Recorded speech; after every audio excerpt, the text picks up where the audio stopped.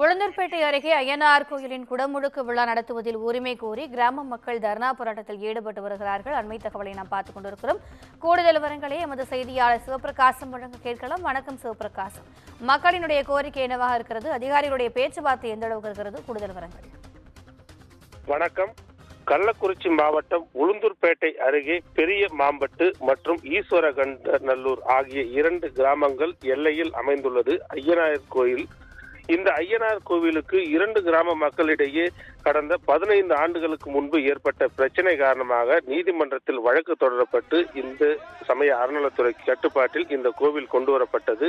2 கிராம மக்களும் வழிபட்டு வந்த நிலையில் மிகவும் பழமை வாய்ந்த இந்த அய்யனார் கோவில் சுமார் 80 ஆண்டுகளுக்கு முன்பு கும்பாபிஷேகம் நடைபெற்றதோடு இதுவரை நடைபெறாமல் இருந்து வந்த நிலையில் தற்போது இந்து சமய அறநிலைத்துறை சார்பில் கும்பாபிஷேகம் நடைபெறுவதற்கான நிகழ்ச்சியானது நடத்தப்பட ஏற்பாடு செய்யப்பட்டு வருகிறது.